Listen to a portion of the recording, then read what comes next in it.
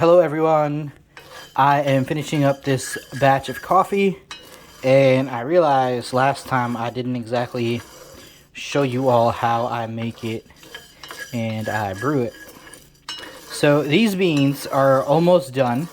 They've been on the stove on low heat, as low as possible, for almost 45 minutes, and I have been stirring them every couple of seconds. And the important thing to do now is that we are going to finish off the roast. And if anybody knows, I'm using a 7.5-inch cast iron lodge skillet. It is well seasoned, and I only use this one for making coffee. There's about 50 grams of beans in there, 51 in case I have to throw one or two out. And one of the important things is that I see on the Sweet Marie's website and other people who show tutorials on how to roast cast iron. They put it on high, and then they lower it way after the fact that the beans are already almost black. And I like a straight up roast, which is two cracks. The first crack we should be coming up against now. You'll hear it. It sounds like a strong pop, or like a balloon bursting, or, you'll hear the snap.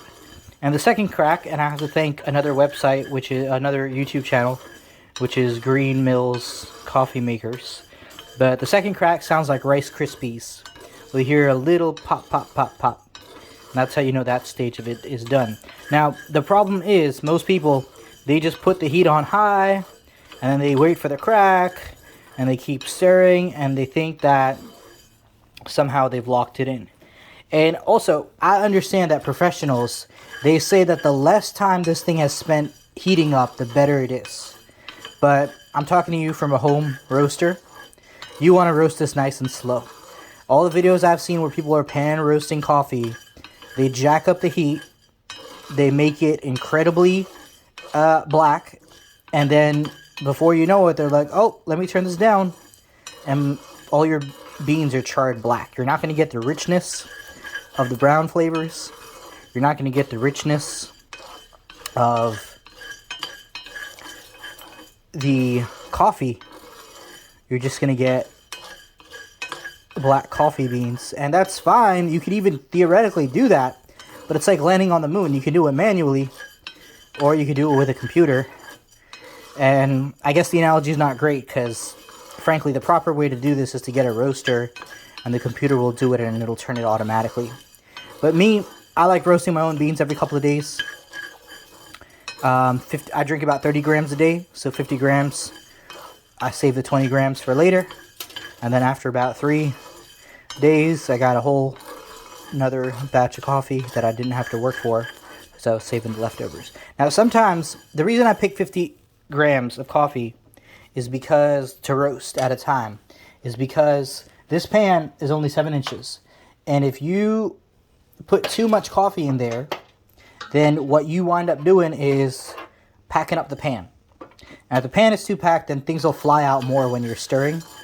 So you really want it where you're barely losing stuff to stirring, because otherwise you got to pick it out and go rescue that little bean, and that'll hold up the rest of your food. Now these are roasting really slowly. I'm going to put it on medium for like maybe 30 seconds or maybe a minute. But remember, the goal is not to get everything black.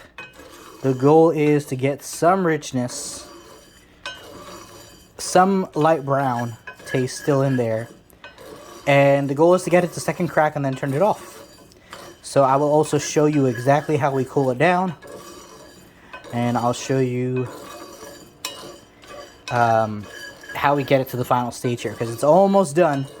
It just needs like another 5 minutes. And it was roasting for about 45 minutes on low. And again, so when I turn up the heat, I only do it for about 30 seconds to a minute. I always keep it on low, low, low, because coffee beans are the most sensitive thing you could imagine. They burn faster than you can blink an eye. And so let me turn it down. So what you definitely don't want to do is you know, remember there's heat in the pan, there's heat in the beans, there's heat from the grates on your grill. So even when you turn it down or turn it off, if you're already past the point where everything's nice and dark, then you are continuing to add heat, and that is going to blacken the beans that you've already blackened too much. So my thing is always to go slow and only add heat, high heat or medium heat. You know, when I say high, I mean medium. Roast it on low heat for 45 minutes. Continually stir. Watch the color. Make sure it's going to be as even as possible. A good way to ensure evenness is to put a little lid on it. This didn't come with that. This came with a little Cuisinart boiler. But having a lid helps replicate the cast iron, the roaster that you buy for $1,000 or $5,000. Because the convection heat is actually what's cooking the beans in there. And here, we're using conduction heat. It's only the bottom of the pan that's really heating up the things. Now, it's cast iron, so it holds more heat, and it actually cooks it much better than aluminum or the other things that people with Teflon. But still, you want to heat the beans all the way through. And like I said, for the first 45 minutes, it's always on low. Maybe 30 seconds high here and there. High means medium. But then this goes on top. We wait another couple of minutes. Now, this is the end of the phase, so I am not trying to, be delicate anymore. I'm trying to finish the roast. And again, you always keep it on low. So I'm trying to be done here. But one thing is, don't rush the beans. You want them even. You want them flavored. You want them delicious. And I didn't show anybody how to make it last time. But here it is.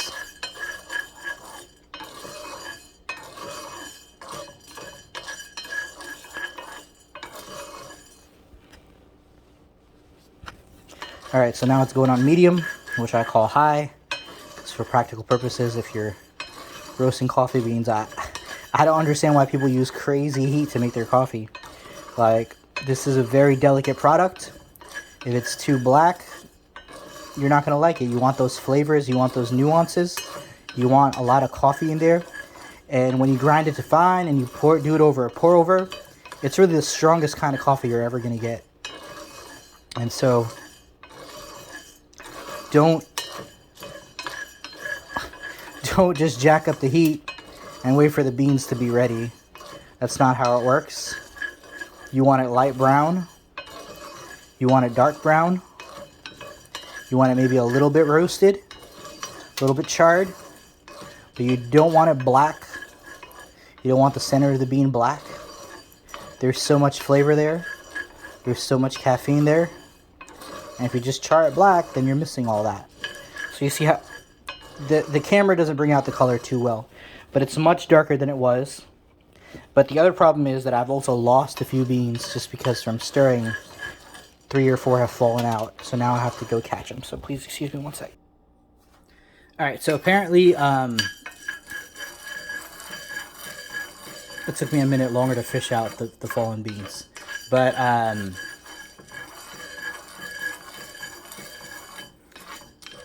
it doesn't look so well on the camera, but they look a lot darker in person. And what I like is that this roast looks pretty even, but we are still not done, and I've not heard the first crack. And one of the problems is that sometimes if you're too slow, you won't hear the first crack or the second crack if it's too gradual. But I expect this to be coming up. But like I said, don't rush the beans. You have to let it go on its own pace. And they're getting darker as far as I can see.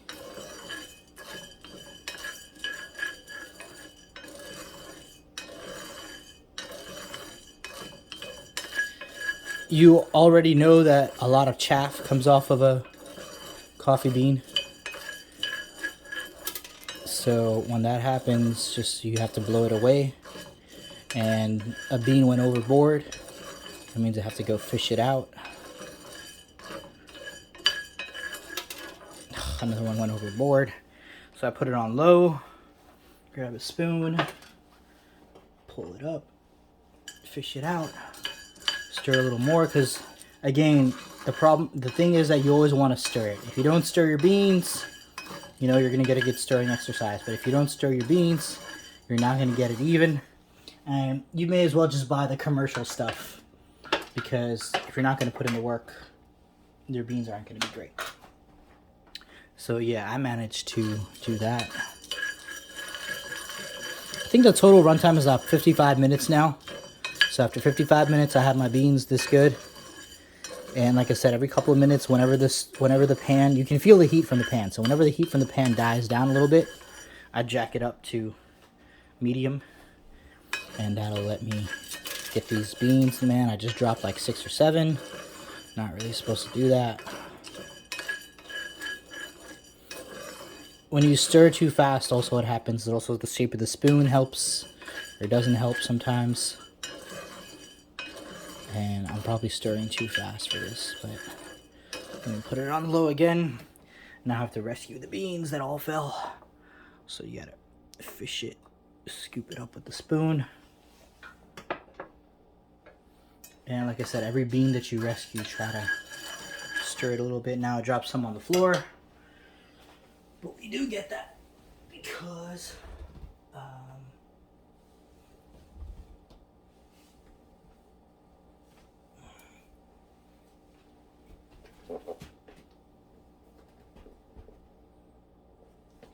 think only one really fell on the floor. But coffee beans came to us from far, far away. So you want to respect them. You don't want to throw them away or let too many go to waste, because you have to respect the bean. That looks pretty even to me. It is not as even as you'll get from your industrial roaster. And it will never be as even as you will get from your industrial roaster. But that's because they're using a whole different process. They're actually using a whole different kind of heat. But, so unless you want to pay $1,000 minimum for the Mill City roaster, this is the best system that I found. The pan only costs like $7 or $8, and the coffee beans only cost like $20 for 3 pounds on Amazon. Primos Coffee is the brand. I really like it. Nicaraguan Arabica beans. Arabica beans have more caffeine in them. Caffeine is why we are doing this. So it feels like all the beans are almost equally brown now. Now the point is we wait for it to crack. This is on high, again, like I was saying. Medium, really.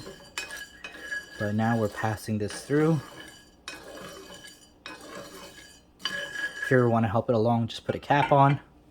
What that'll do is that'll help circulate the heat everywhere. But again, you're on high, so you don't want to play too many games. This is not the time to be forgetting about your coffee and walking away, because you're right at the cusp of being done. And you don't ever want to forget about your coffee and walk away. But right now you just did all the work. This is all now beautiful brown. And I think we're ready to hear some cracks. So you guys ready?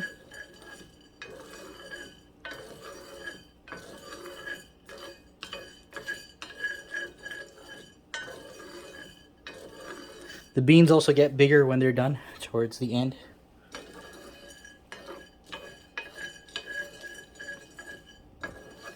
They weren't filling up the pan so much at the beginning of this video, but now they're all like bursting to get out. And here we heard a crack. I'm gonna lower it a little bit because that means some of them are done, like the first stage of being done. This is when you'll see a little more smoke coming out. If you have an exhaust, you want to turn on the exhaust. In theory, you could pull out the beans and be done. At least a couple of beans are done. The whole thing isn't done. See, there's another crack. So that means, you know, more beans are reaching that stage. Here we go. We heard that again. That's first crack. And that means we did everything right. And then soon we'll be hearing the Rice Krispie stage. And like you see, the beans are big. They're almost all black. But really, what you want is brown. You know, you don't want something that's black in and black out. A little bit of black is fine. In fact, to help achieve more consistency, I do let this go, you know, to second crack. And that means some of the stuff will be black on the outside. Some of the stuff will be just right. But that just means also you had a good balance. If you have a good balance, then you don't have to worry about too much else. So look, this is going to take much longer. I know people who put it on a pan. They count 12 minutes and they take out their black beans. It's been like 45 minutes plus 15 minutes finishing up over here. So it's been like an hour. The second batch, if I tried to throw in another 50 grams of beans right now, it wouldn't take as long. It would take only like 50 minutes, 5-0, instead of an hour. But the second batch, and then the third batch would only take like 45 minutes or 40 minutes because the heat is still in the pan. But my point is that it's almost free. It doesn't cost money. If you wanted to set up a business, you can definitely do that.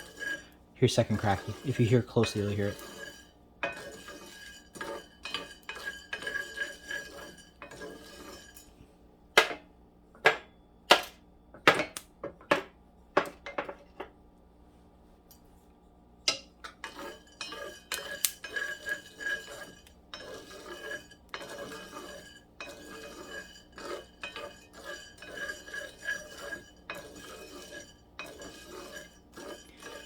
So these beans are done. I hear second crack. But like I said, I just like it to continue just another second. See? When you hear that, when you hear the mass of beans, again, I can pull it out right now. But I'd rather have more beans reach second crack. And we over roast a little of the ones that were the first ones to reach first crack. Than to like leave anything undone. So if you all listen carefully, you might hear the second crack this time. Turning on medium again, but we're definitely going to pull it out after. And I hate when they fall out.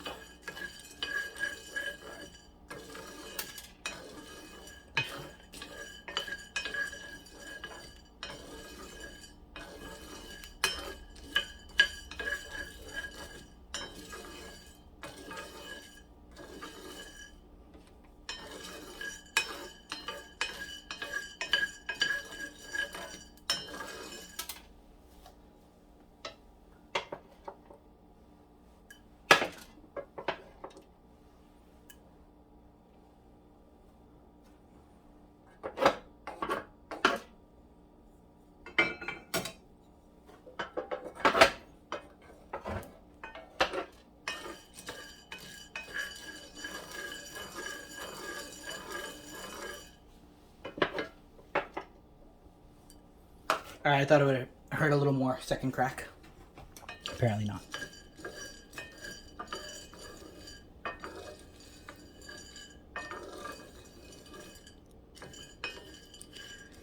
Yeah, to me that's definitely done. And like I said, if you're noticing they're definitely done and the fire is still on, you've made a little bit of a mistake because the fire is adding heat. And if it's perfect, then you're kind of messing with it.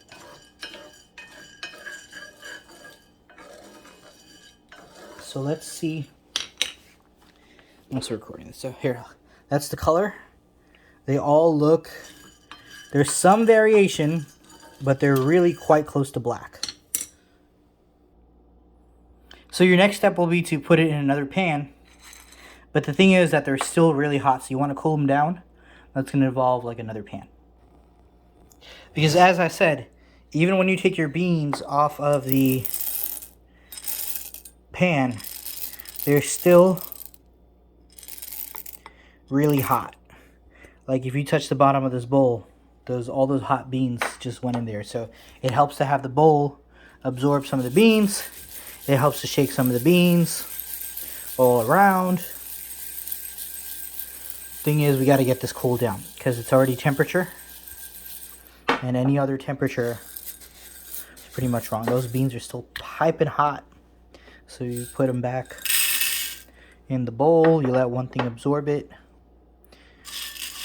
and this has more exposed area, but those beans are still cooking. So we don't want those beans to cook. In a professional thing, they start drying, they start cooling it right away. Because now, again, they look really light in the video, but they're actually quite dark. And so if there's any differences, let's say this is like a lighter brown, and then you have a black one, you just actually just a little more variety of flavor in your coffee. You get the taste. Like this one might be too light according to some things, but that's more the chafe on it. But it's definitely done. And then this one, the other side is black. So you're getting flavor and taste and caffeine. And it's really the way to win when it comes to coffee, because you're saving money. You just got to spend like an hour with the pan watching an episode of something. But helping them move is always good.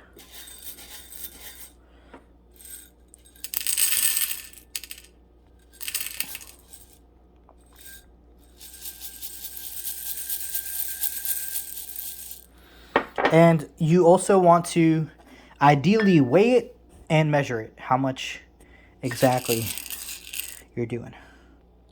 So I know, for example, I put 50 grams of beans in there. And this is all about a science, because you want to know how much beans you're putting in your coffee.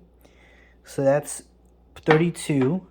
And it's because some water is lost, some moisture is also lost, inevitably. And so it's 42. So 50 grams of beans becomes 32 grams of roasted beans. 42, excuse me. You also want to shine up your cast iron with a layer of oil, and you may even want to re-season it. And that the reason for that is because coffee beans are really hard and really small. They will scrape everything that they run into. So your cast iron will thank you for at least putting on a thin little layer of oil while it's hot after every time. Then you measure out 30 grams of beans. And I learned this from James Hoffman. But 30 grams of beans is great, because that means you have 500 milliliters of water. And that means you have a lot of coffee. Okay.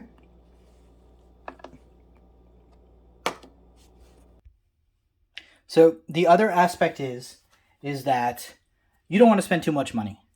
I don't want to spend $150 on a burr grinder. I don't want to spend $300 on a fancy electric burr grinder. The goal is to make great coffee on a budget. And since you're on a budget, it might take you a little bit longer to do what other people do. But there's nothing wrong with that.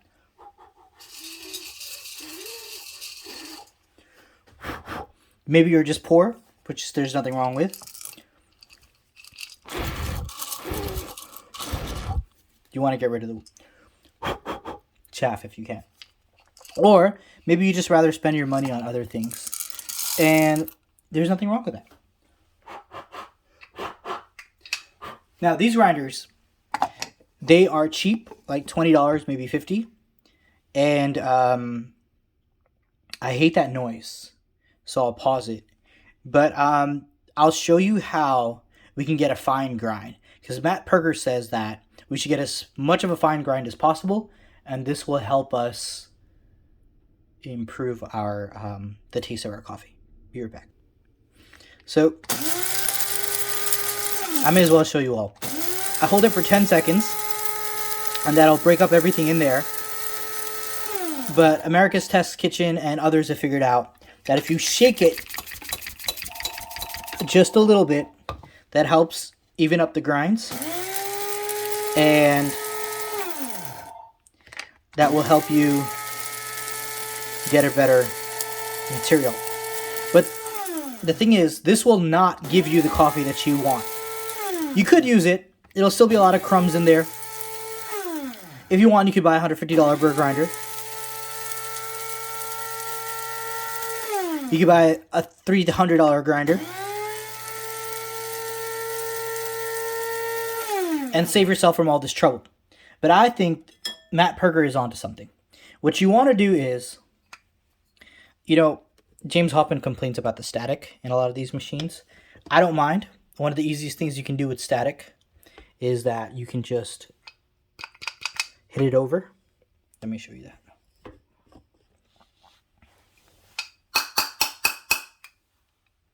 So static really isn't that hard to clean if you're using a cheap old grinder.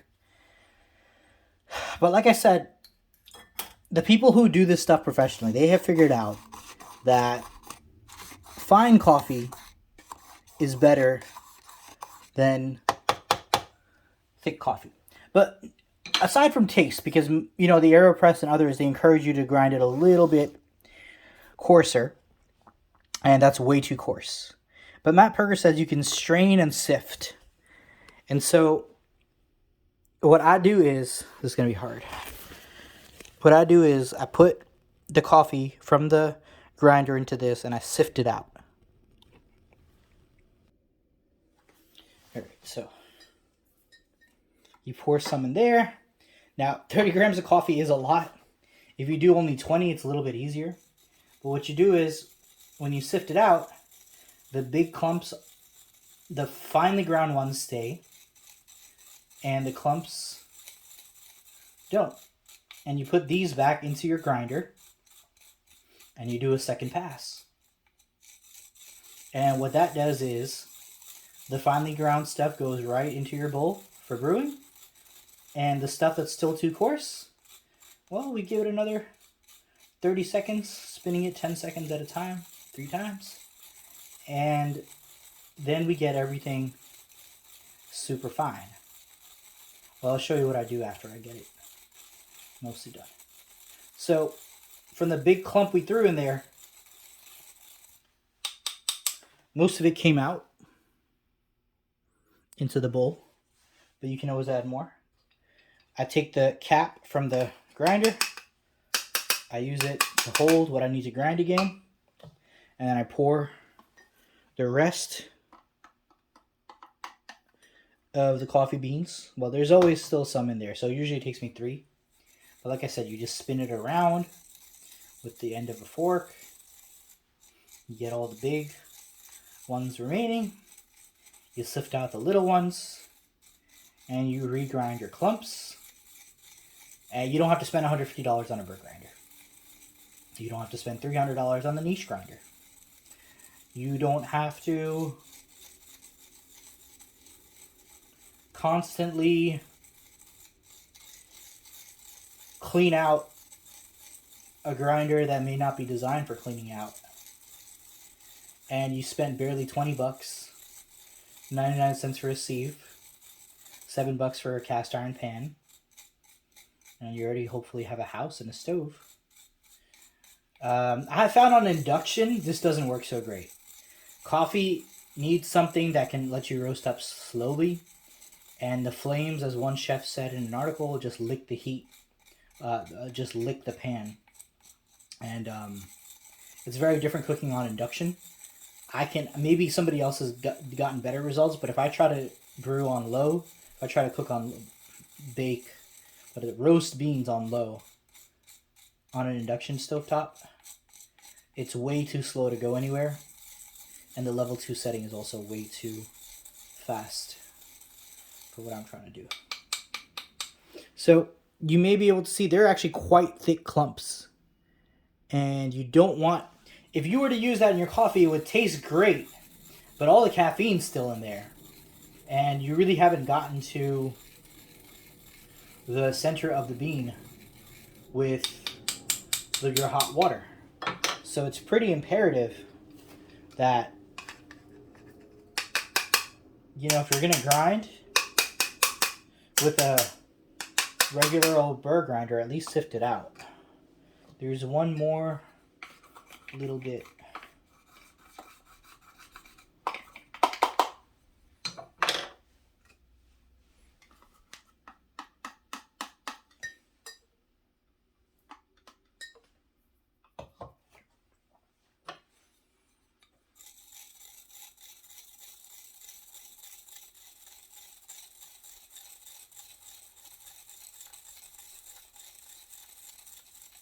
And if some get through, like if they fall off the top or something, that's quite okay. Like I said, you want a better average product. And I really love Matt Perger for this because I read an article that said, well, you want it mixed grind. Some thick, some small, some big. And then someone else said, well, no, you want it coarse for the AeroPress, or it depends on what kind of coffee you're making. And Matt Perger just says, no. Out of all the experiments we've done for coffee lovers and coffee people, you want it as fine as possible, between 50 nanometers and 250 nanometers across. And even though people are not used to the fine test, to get the most flavor out of the coffee, which is what we're trying to do, you must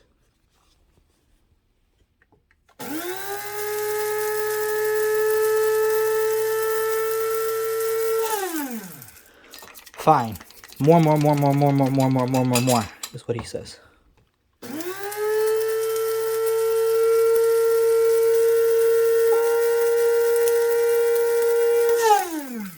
Now, the same problem will happen again. Once you grind this 3 times for 30 seconds each, and then you sift it out for the finest powder, you'll have the same problem. You'll have a small amount of coffee grounds that are too thick, or they're too big. And so, in that case, I have a solution. I'm from India, and this is how we do it. But again, a little bit of static is not a problem. You can just hit the static coffee right out. There's still some stuck there. I just do this, and then you can bang it out. And you want to respect the coffee. You don't want to waste it. I even put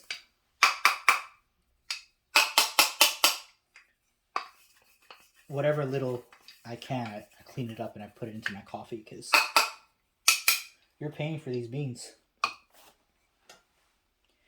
Alright, and so like I said, there's fewer beans, there's fewer grounds this time, but you will still have a stubborn set that was never finely ground. And the reason for that is we're using a cheap $20 electric grinder. And because we're using a cheap $20 electric grinder, we're not going to achieve the grind results that other people can achieve with their fancy equipment. But with some time and effort and willingness to make the best cup of coffee possible, even if it takes an hour to roast it, even if it takes 30 minutes to grind it, and even if it takes 30 minutes to brew it, we're going to have a fantastic cup of coffee that'll make anybody jealous, except for those who can afford to pay $65 for a cup of Joe in the morning.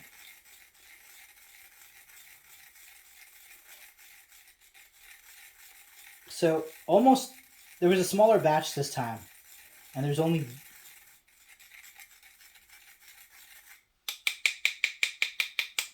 this much left. And so now, if you were an ordinary person, it's pretty finely ground. Like, there's no thick clumps in there. But like I said, if you don't finely ground your coffee, you are wasting your money. You're not getting the caffeine that you should be getting. More importantly, you're not getting the flavor that you should be getting. And more importantly, you spent money on that, and you're not getting what your money should be getting. Now, I should have probably sifted that, but I think I'm just showing you what's up. Okay, so we're done grounding because we already did. Now, in theory, you could put this in the grinder again and see what comes out or whatever. But I have a low-tech solution because I don't want to be doing this too much. Also, you could sift the grains this way. Like, a lot of people probably have seen this for wheat or stuff like that. It works well enough, but I like the force of a pen to get for the end of a spoon, or that wooden spoon, to get it in there, because the more, the better. But I'm from India, and we use what is called a pestle and mortar. This is made of marble. Those are a little bit more expensive. This is the stick, the pestle, and that's the mortar. Or this is the pestle, that's the mortar. And what you got to do is, you have to put your coffee, the ones that weren't good enough for the burr grinder, in here. And then you got to pour whatever you needed. And then this is the workout part. So good. Not only are you making coffee, but now you have decided to get a workout. And so you want to take off any fancy jewelry or watches because this is pretty intense. But you mix it around. I like to boil the water when I do this because once you get the water boiling,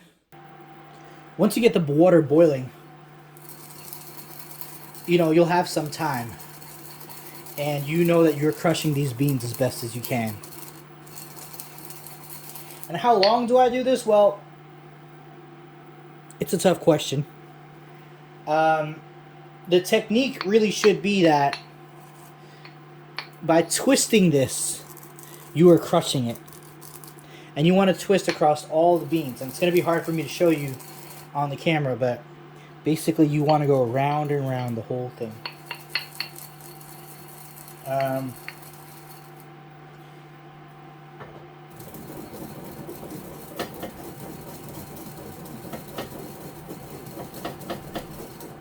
it'll take a little bit of a workout.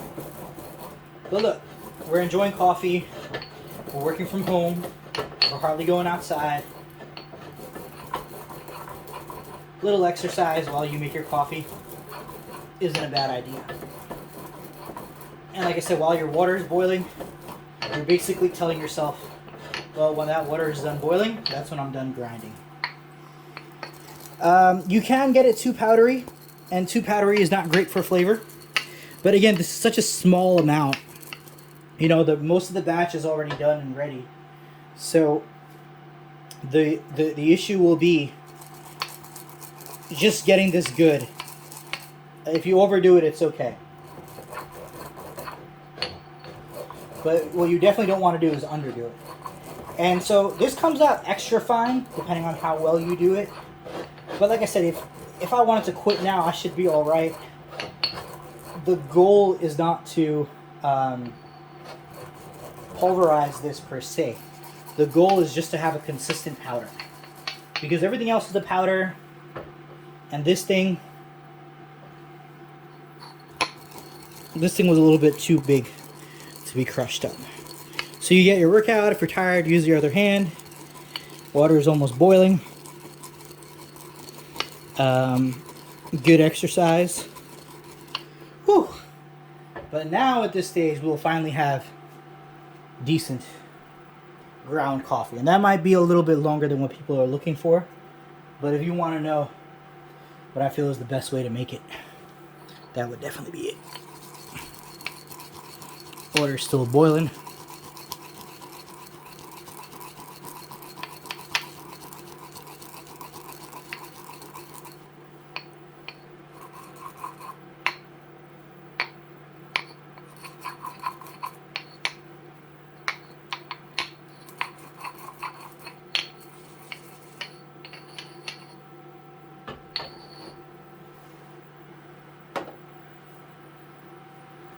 Okay.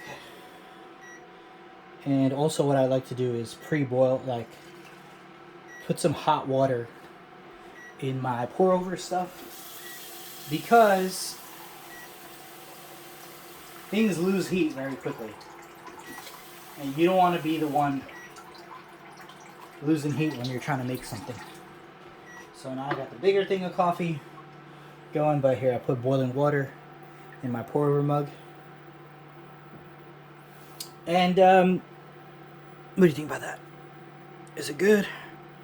Can you see? Yeah, that's pretty great actually.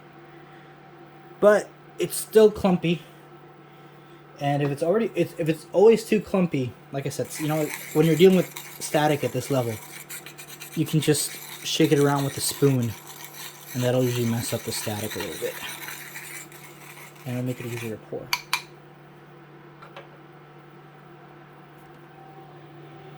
I don't think it's bad. But honestly, if you look at it, you can tell it's still coarser than the fine stuff that we sifted. So while I have the second bottle boiling, second pan of water, I am going to grind this up more. I'm just used to it.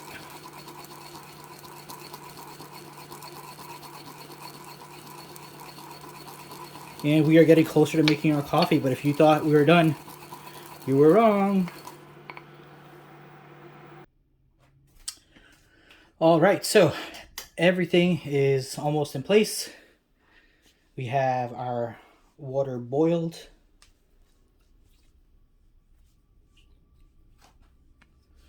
What you do is you take the coffee that you managed to filter, you put it over a sieve. Now people use Harios, V60s, Kalitas, Chemexes. This is a 99-cent strainer bought from a 99-cent store. You want to pick the right mesh size. There's other things you can do, but this cone shape is basically the same thing. It has a lot more holes, so your coffee isn't brewing as much. But you'll see that coffee is such a tight material that it will hold a bed of coffee. And you don't even need like a $20 Kalita. So this is in there. This isn't ideal, but like I said, this is a complete discount guide to roasting and brewing your own coffee. So another good thing is to always preheat your instruments. That's been heated with boiling water, as you know. And then you would think that 500 milliliters of water is what you need. But I fill it up just a little bit past because water evaporates. And then to keep the heat on, I also put a cap on. So this way we have stable water. The other thing you want to do, I forgot to add the pestle and mortar, but this is a good opportunity. So you just loosen it up because it'll probably stick to the sides quite a bit. It's a powder after all. Think of powdered sugar or salt or sugar, how anything that fine sticks. And you can just put it right on top. And these are the finest grounds. Eventually we'll mix it because as anyone who watches James Hoffman or Matt Perger or One Take of Coffee knows, is that I forgot what I was saying. Okay, and then this is my own thing. This is a lab tool. I don't have a kettle, but this thing filters the water just enough so that I get to control the flow rate of my water.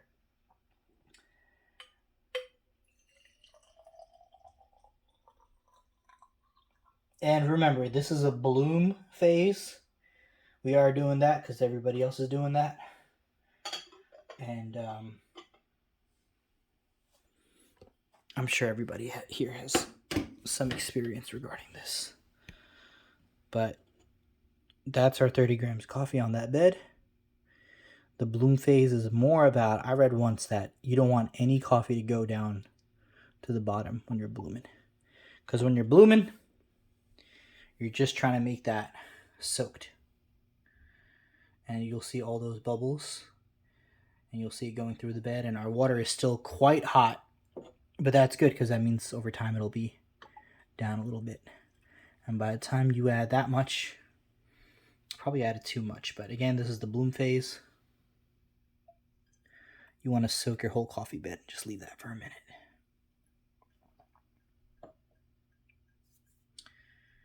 And what I like to do is I have all this extra coffee from the end of the pestle and mortar. So I scoop all that up with my fingers and I put it right in there because I don't waste any coffee. You wouldn't believe how much coffee I get out of my preparation tools. So I'll be right back. So as you see, I've added whatever I could salvage from my utensils. They're all clean now. It also helps. And the bed has automatically kind of flattened. So you could add a little more. And it's already part of the drip process.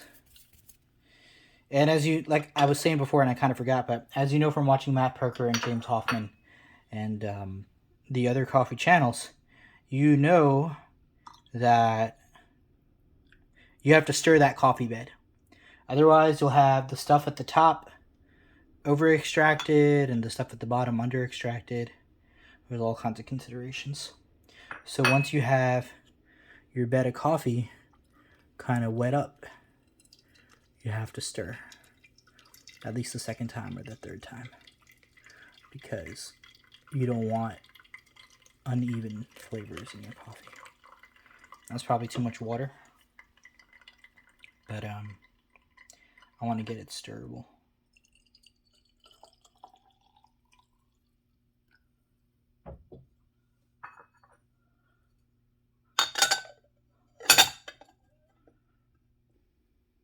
So this is how you would stir. I don't think I'm teaching anyone anything much over here. But the other thing is, with the strainer and my unusual way of doing it, a lot of the coffee does disappear into your own thing. And it kind of creates a little bit of a stronger coffee. But because it's really percolating down there. But again, my thing is, you're not spending money on a Hario. You're not spending money on things you don't need. So if your coffee is and if anything, that kind of immersion is going to make your coffee a little bit stronger. And so you get a little bit of an immersion, which you could easily just kind of brew out like a French press or whatnot. But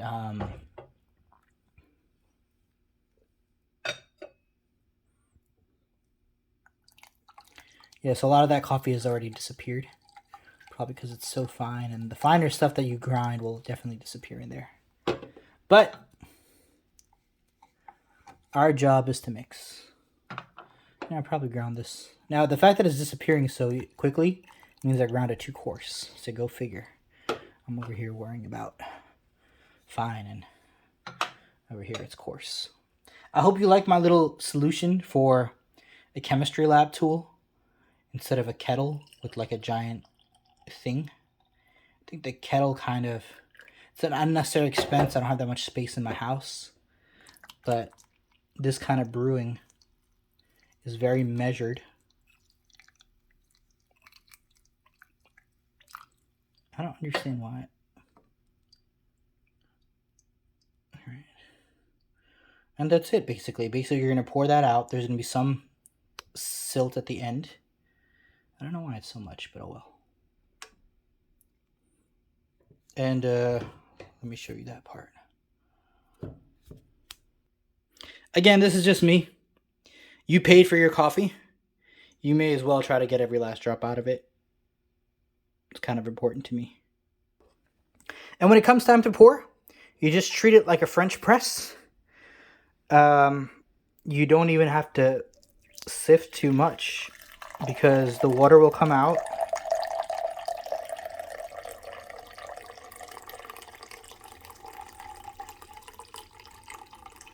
And the silt at the bottom, you can already see some, but it won't become part of your brew.